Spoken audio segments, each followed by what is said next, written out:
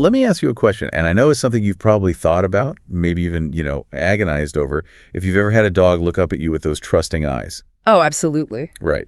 Like, why do some dogs live to be this vibrant, bouncing, practically invincible 20 years old, while others just seem to age incredibly quickly? Yeah, it really is the ultimate mystery. It is. It's the canine code that every single dog lover on the planet desperately wants to crack. I mean, it's the universal question for anyone who has ever brought a dog into their family. We integrate these incredible creatures into our lives, and almost immediately, there's this ticking clock in the back of our minds. Yeah, you just can't ignore it. Right. We know their lifespans are drastically shorter than ours, but the sheer variability, like why one Labrador is gray and struggling to stand at 7, while another is still catching frisbees at 14. It feels entirely arbitrary, like a roll of the dice. Exactly. It feels like a roll of the dice. And humans, especially when it comes to the animals we love, absolutely despise relying on luck. Oh, for sure. We want a formula. We want control over the outcome. And you, listening to this right now, I know exactly what you want. You want your furry companion to live forever. I want to validate that right out of the gate. That is a perfectly normal, entirely rational desire. Now, I have to be the bearer of realistic news here. Sadly, yeah. We don't have a magic wand. We don't have a hidden elixir of immortality. But what we do have is, well, the absolute next best thing. We really do. We have concrete, science-backed insights into the physical mechanics of how dogs actually age. Which is huge. It is. Understanding those physiological mechanics is the very first step toward manipulating the outcome. We aren't guessing anymore. Right. We can look at the cellular level and see the literal biological wear and tear. Okay, let's unpack this. Because today's deep dive is entirely dedicated to uncovering the real secrets of canine longevity. We are tossing out the old assumptions. All of them. Yeah, we are bypassing the old wives' tales and pet forum rumors. We're looking strictly at the hard science of canine cellular health, genetics, and metabolism. Because if we want to change the trajectory of their lives, we have to start by understanding the biological reality they are living in. Exactly. And that biological reality, it requires us to fundamentally correct a massive misunderstanding about how dogs experience time. Oh, definitely. If we're going to give you actionable tools to maximize your time with your dog, we have to dismantle the most pervasive, stubbornly enduring myth in the history of our relationship with dogs. You mean the idea that 1 human year equals 7 dog years? That's the one. It's practically etched in stone. I mean, you ask anyone of any age, and they will tell you the exact same thing. My dog is 3, so he's 21 in dog years. Yeah, we all do it. We do it to try to understand where they are in their life cycle. But it has absolutely no basis in biological reality. None. The 1 to 7 rule is nothing more than a convenient human construct. Wait, really? Just totally made up? Pretty much. Historically, humans looked at average human life expectancy, which was roughly 70 years, and they looked at average dog life expectancy, which is roughly 10 years. Oh, I see where this is going. Right. You divide 70 by 10, you get 7. It is incredibly clean. It's linear. And as humans, we absolutely love simple, linear math. It makes the world feel predictable. It's anthropomorphism, basically. Disguised as mathematics, yes. Wow. We're just mapping human developmental milestones onto a completely different species to make ourselves feel like we understand what they're going through. Exactly. But we have to get this myth out of the way immediately, because recent groundbreaking data from geneticists has completely shattered this linear model. You're talking specifically about the epigenetic clock. Right. Yeah. Let's break down what that actually means, because it's really the foundation of modern longevity science. Okay, let's do it. So your dog's DNA is the instruction manual for their body, but epigenetics is the study of the biological mechanisms that turn those instructions on or off. Like a light switch. Kind of, yeah. As a dog ages, scientists can track chemical modifications to their DNA. Specifically, they look at something called methylation. Methylation? Okay, so if the DNA is the hardware, the methylation is the software telling the hardware how to run. That is a great way to put it. Think of methyl groups as microscopic volume knobs attached to the DNA. Volume knobs, okay. Yeah. As time passes, the body adds or removes these methyl groups, which turns certain genes up, down, or off entirely. Oh, wow. And by tracking these specific methylation patterns, by looking at where these volume knobs are being adjusted across the genome, scientists can determine the true biological age of the cells. So it's way more accurate than just counting years. Far more accurate. And when researchers mapped the dog epigenetic clock against the human epigenetic clock, the data revealed a completely different reality than the 1 to 7 rule. Which was? A dog's biological clock is fundamentally nonlinear. Meaning it does not tick at a steady, predictable pace year over year. Not at all. It ticks incredibly fast in their early years, and then progressively it slows down. The curve starts off nearly vertical and then flattens out. Okay, let me make sure I'm wrapping my head around this. If I have a puppy, their biological clock isn't just ticking faster than mine, it's ticking faster than it ever will again in their entire life. Precisely. I'm thinking of it kind of like a space shuttle launch, Oh, I like that. right? Like when a space shuttle takes off, it burns through massive, incomprehensible amounts of fuel in those first few minutes just to break the gravitational pull and get out of the atmosphere. Right, the exertion is massive. The sheer energy expenditure is violent and rapid, Right. but once it reaches orbit, it just cruises. The fuel consumption drops drastically, the frantic pace is over. That is a perfect analogy. The biological cost of that launch phase is immense.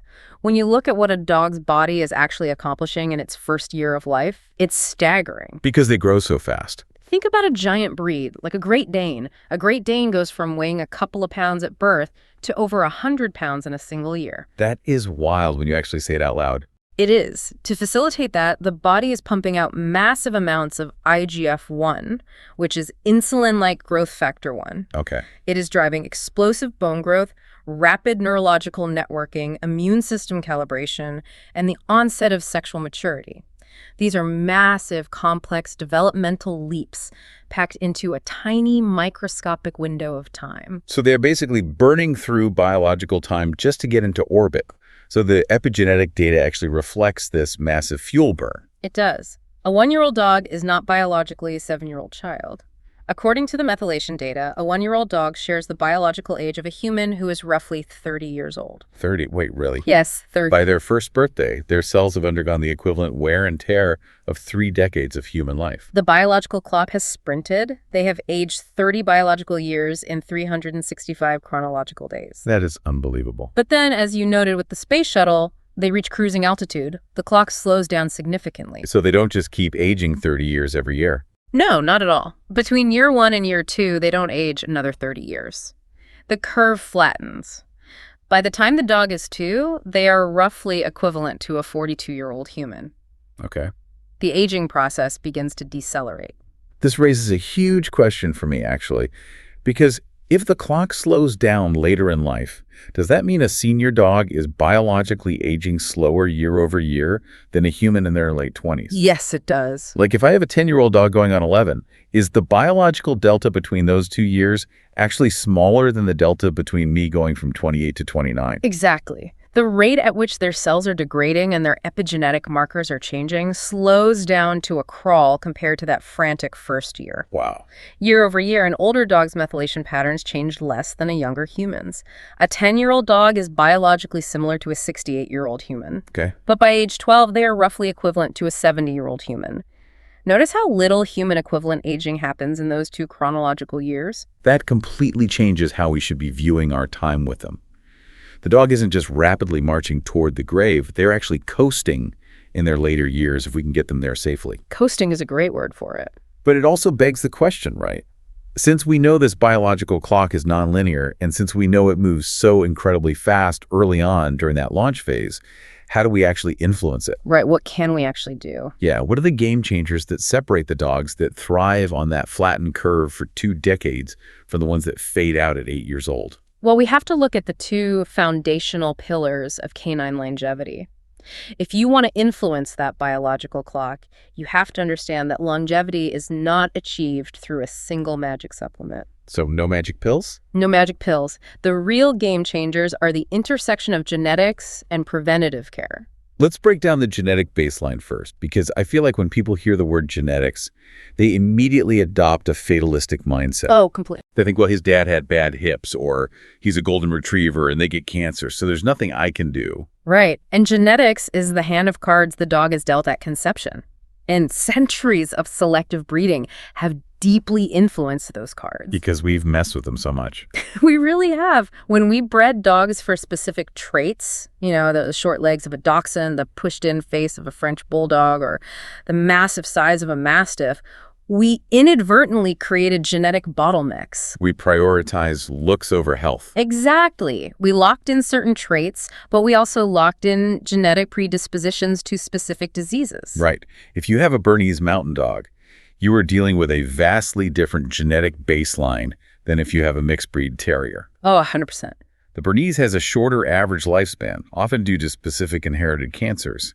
The terrier might be genetically predisposed to outlive the Bernese by a decade. That inherited DNA sequence, the actual genetic code, cannot be altered. You cannot change the cards you are dealt. But this brings us back to epigenetics and the second pillar, which is preventative care. Preventative care is how you play that hand. Oh, I like that. Yeah. Having a good genetic hand does not guarantee a long life if you play the cards terribly. And having a challenging genetic hand doesn't mean you are doomed. Okay, here's where it gets really interesting. Let me challenge you on this. Bring it on.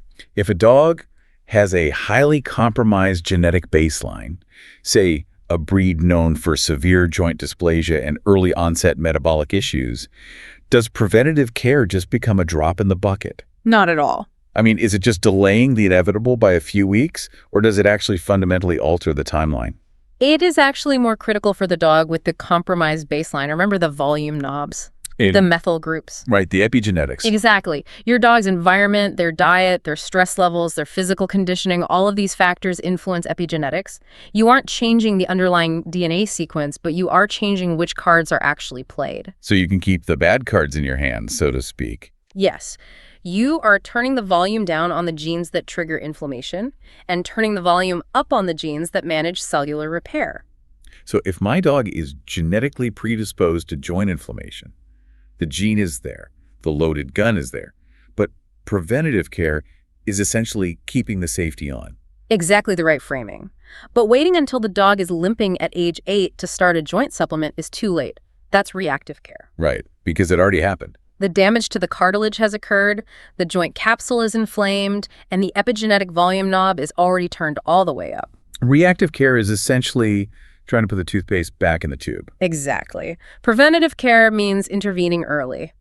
Because of that fast-ticking biological clock, everything in a puppy or a young dog is accelerated. Because they're in that launch phase. Yes. If you are feeding them a suboptimal diet or allowing them to become overweight or over-exercising their developing joints during that critical first year, you are not just causing minor temporary damage. You are compounding that damage at a biologically accelerated rate. Because the space shuttle is launching.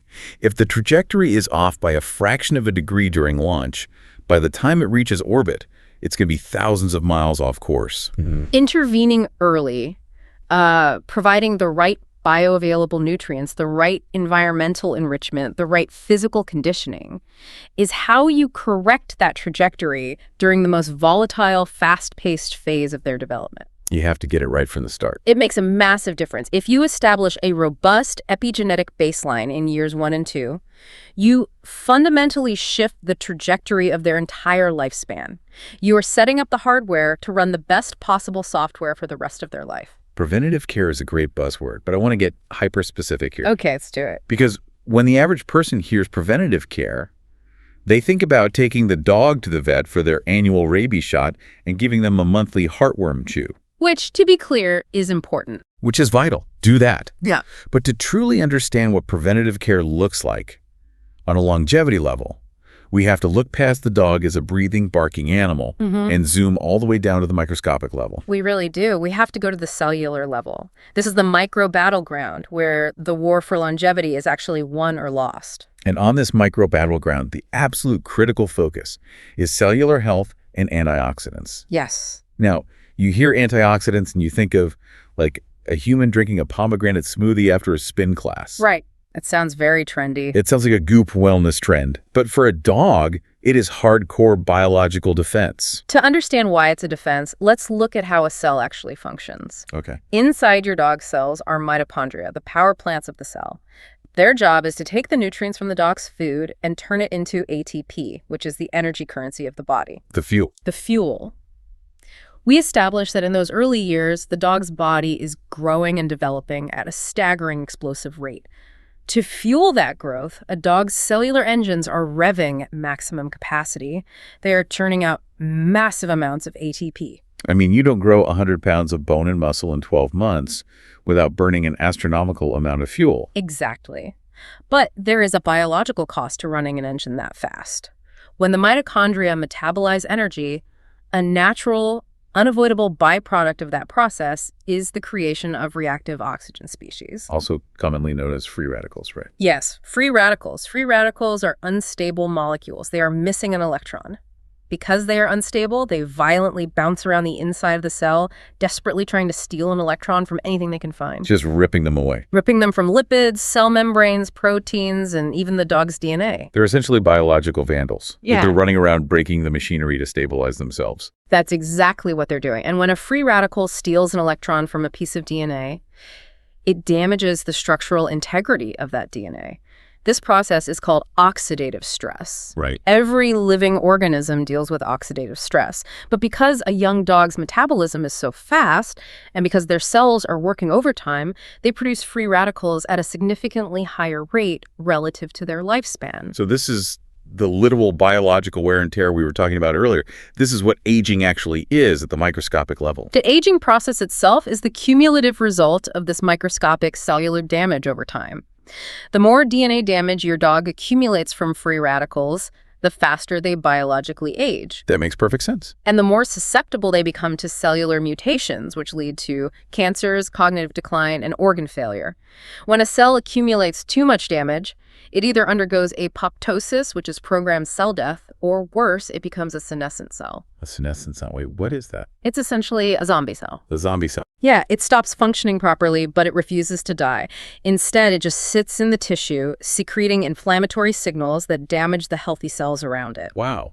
That's terrible. It is. Accumulating these zombie cells is a primary driver of the aging process. Okay, so this is where the antioxidants come in. Yeah. Are antioxidants basically like rust-proofing for the dog's cellular engine? Yes. Because if the engine is running hot and fast, and the free radicals are like moisture trying to rust out the gears, do the antioxidants just coat the parts and keep them from degrading? To take the rust analogy a step further, rust itself is literally oxidation. It's the exact same chemical process.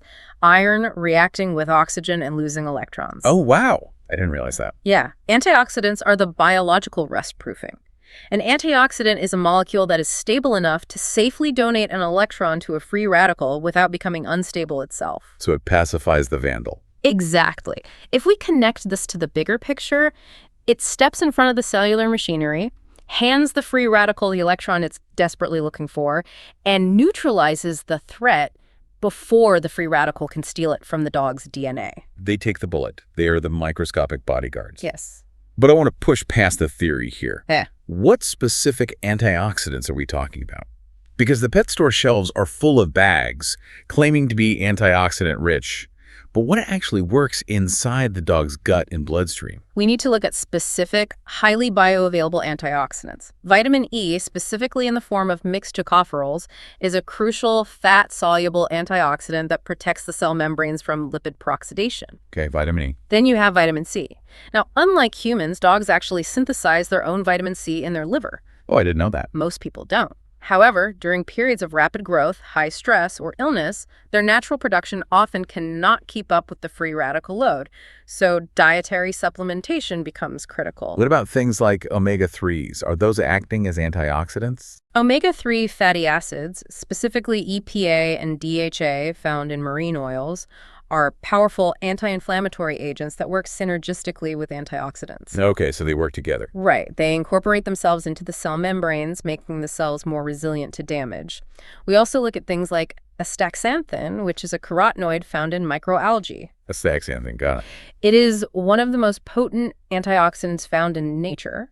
It's actually capable of crossing the blood-brain barrier to protect the dog's neurological tissues from oxidative stress, which is vital for preventing canine cognitive dysfunction. Which is essentially dog dementia, right? Exactly. It protects them from that later in life. But the source of these antioxidants matters, right? I mean, I imagine feeding a dog a highly processed extruded kibble that has been cooked at 400 degrees and then sprayed with a synthetic vitamin mix is not going to yield the same cellular protection as fresh bioavailable sources.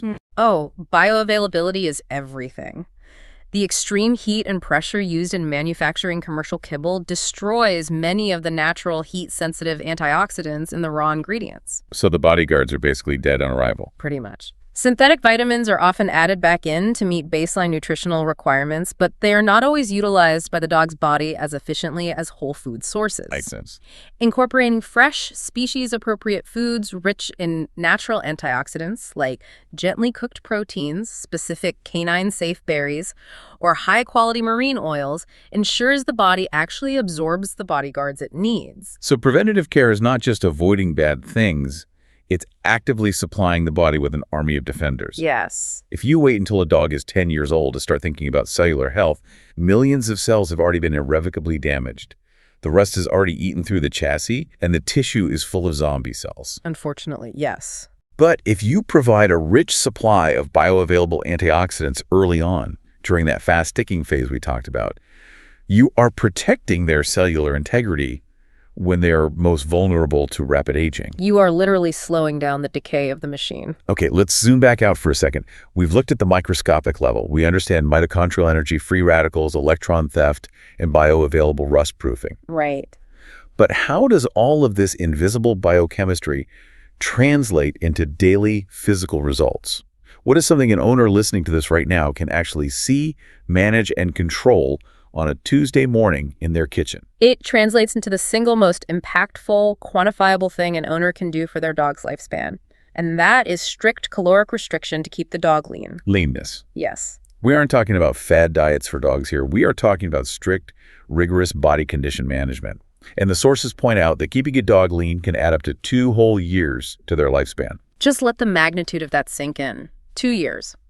In the realm of longevity science, finding an intervention that adds 2 full years to a mammalian lifespan is the holy grail. It is massive. It is. And this isn't theoretical. This is backed by landmark research, such as the famous 14-year Purina lifespan study on Labrador retrievers. Oh, I've heard of this one. Yeah, they took 48 Labradors from the same litter, so the genetic baseline was identical. Half were fed a standard diet, and half were fed 25% fewer calories to maintain a lean body condition. Yeah, and what happened? The lean dogs lived, on average, 1.8 to 2 years longer. 2 years. We really have to recontextualize what 2 years actually means based on what we talked about earlier. Right. Because if the 1 to 7 rule is a myth, and the epigenetic clock slows down in their senior years, an extra 2 years in the slow phase of a dog's life isn't just a minor blip at the end. Exactly. Because the biological clock has decelerated in those later years, those 2 extra chronological years represent a massive extension of their overall life experience. It's so much more time. It is a much larger percentage of their life than 2 years would be to a human. You are essentially gifting them a massive extension of their cruising altitude. So what does this all mean? We say 2 years is a lifetime in dog years, but if their clock is slowing down in those senior years, and they are 12, 13, 14 years old, aren't we just stretching out the old age phase? That's a common fear. Right. Like, are we just making them live longer as frail, tired dogs who can't even get off the dog bed? How does keeping them lean ensure those 2 extra years are actually quality years? This is the critical difference between lifespan and health span. Lifespan is just the total number of days the heart is beating. Okay. Health span is the number of days the dog is alive, active, mobile, and free from chronic debilitating disease. Keeping a dog lean doesn't just stretch out the miserable end stage of life, it compresses morbidity. Compresses morbidity, meaning it shrinks the amount of time they spend being sick before they pass. Exactly. And the reason leanness achieves this brings us right back to their unique metabolism and cellular health. When a dog carries extra weight, that fat, that adipose tissue, is not just inert blubber sitting on their ribs acting as insulation. It's not. No. Adipose tissue is biologically active. It is practically an endocrine organ all on its own. Fat acts like an organ. I think most people just view fat as stored calories, like a pantry the body can dip into later. It is far more dangerous than a pantry. Excess visceral fat is densely packed with immune cells called macrophages. Macrophages. And these macrophages actively secrete inflammatory hormones and cytokines into the dog's bloodstream 24 hours a day, 7 days a week. Constant inflammation. Yes. We are talking about specific pro-inflammatory cytokines like tumor necrosis factor alpha or TNF-alpha and interleukin-6, as well as C-reactive protein. So if a dog is overweight, their body is in a constant low-grade state of chronic inflammation. The alarm bells are just ringing continuously inside their bloodstream. Constantly. And chronic inflammation is the ultimate enemy of longevity. It forces that already complex cellular engine to work exponentially harder. Which creates more free radicals. Exactly. It generates a massive surge in the free radicals we discussed. It rapidly depletes their antioxidant reserves because the body is constantly fighting a war against its own fat tissue. Wow. Furthermore, this systemic inflammation degrades collagen. So an overweight dog isn't just destroying its joints because of the heavy mechanical load of carrying extra pounds. The fat itself is chemically attacking the cartilage from the inside out. That is terrifying. Yeah. So keeping them lean isn't about vanity at all. Not at all. It's not about making them look like a sporting dog at the park. It is a literal biological shield. Yeah. By keeping them lean, you are turning off the faucet of inflammatory cytokines. You're taking the massive unnecessary load off their cellular engine. Exactly. You are allowing the antioxidants to do their job protecting the DNA rather than constantly putting out the chemical fires caused by excess fat. By keeping them lean, you protect their unique metabolism. You protect their joints from both mechanical stress and chemical degradation. That is how you ensure those 2 extra years are vibrant, quality years. You're preserving the machine. You aren't just adding time to the clock. You are preserving the structural integrity of the dog's body so they can actually enjoy that time. Okay, but how do we actually measure this? Oh, Because I think lean is subjective for a lot of people. it definitely is. When we see an actually lean dog, a lot of modern pet owners think the dog is starving because we've normalized overweight pets so much. How does an owner listening to this accurately assess their dog? You have to utilize the body condition score, or BCS. It is a 9-point scale used by veterinarians, where a 1 is emaciated and a 9 is severely obese. Okay, so 1 to 9. Right. The longevity sweet spot is a strict 4 or 5. You shouldn't just be looking at your dog. You have to put your hands on them. Oh, physical contact. Yes. When you run your hands lightly over your dog's rib cage, it should feel like running your fingers over the back of your hand. You shouldn't have to press through a layer of fat to feel the individual ribs. Like the back of your hand. That's a great, really tactile metric. It's very easy to do at home. Additionally, when you look at the dog from above, they should have a clearly defined waist behind their ribs. It's like an hourglass shape. Exactly. When you look at them from the side, their abdomen should tuck up distinctly, not hang level with or below their chest. If you cannot easily feel their ribs, or if they look like a cylinder from above, they are carrying excess adipose tissue. And that tissue is actively secreting the cytokines that will shorten their health span. Exactly. This means being absolutely ruthless with caloric intake, doesn't it? It really does. It means measuring their food with a measuring cup or a kitchen scale, not just, scooping kibble into a bowl until it looks full. Right. It means understanding that the 3 treats you gave them for being a good boy are actually disrupting their metabolic flexibility. It is the hardest thing for an owner to do, honestly, because feeding a dog is how we show love. Oh, definitely. When they give us those eyes, giving them a piece of cheese feels like an act of affection. But scientifically speaking, the greatest act of love, the greatest guardian protocol you can enact, is the discipline of portion control. It is profound when you actually lay out the mechanics like that. It really changes your perspective.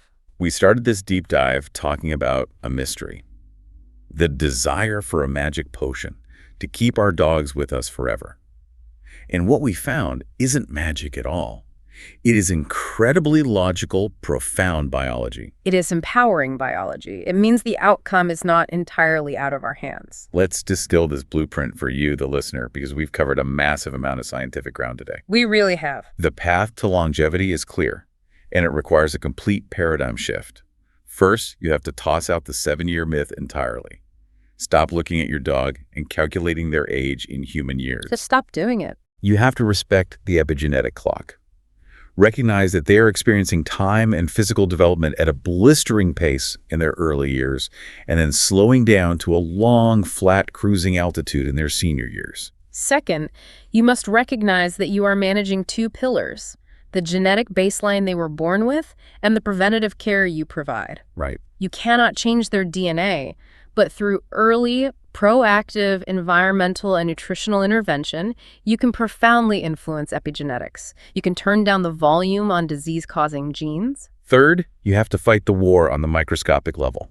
You have to support their mitochondria. You have to provide highly bioavailable antioxidants, the biological rust-proofing like vitamin E and omega-3s to protect their fast-running engines from the free radical damage that leads to zombie cells and rapid aging. Absolutely. And finally, you take all of that cellular science and apply it by doing one incredibly practical daily task. You protect their unique metabolism by keeping them strictly lean, maintaining a body condition score of 4 or 5. That is the most important step. By doing that, you aren't just saving them from joint pain, you are literally shutting down the endocrine organ of fat that pumps chronic inflammation into their bloodstream.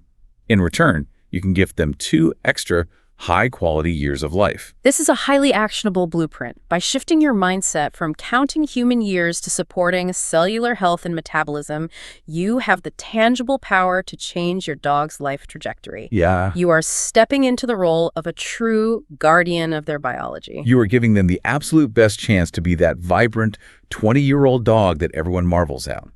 And as we wrap up this deep dive, I want to leave you with a final, slightly provocative thought to just mull over. Okay. We've spent all this time exploring the nonlinear nature of a dog's biological clock. The fact that it sprints incredibly fast, aging 30 biological years in a single trip around the sun, and then slows down to a crawl. Right. If a mammal so closely integrated into our lives experiences time and aging in such a fundamentally different, elastic way, how might this alter how we measure time itself for other species? It is a fascinating philosophical and biological question that really pushes the boundaries of how we define age. Doesn't it force us to rethink the strict, linear way we view our own human aging process? We are so obsessed with chronological age, turning 30, turning 40, turning 50. We view it as a steady march. Exactly, a steady march. But if biology is truly this fluid, this nonlinear, maybe we aren't just learning how to save our dogs. Maybe our dogs are showing us that the very concept of aging is far more malleable than we ever dared to believe. That's a beautiful way to look at it. Think about that the next time you look at your dog. They aren't just your best friend. They are a masterclass in the elasticity of time and the power of cellular defense. Until the next deep dive, keep questioning the clock.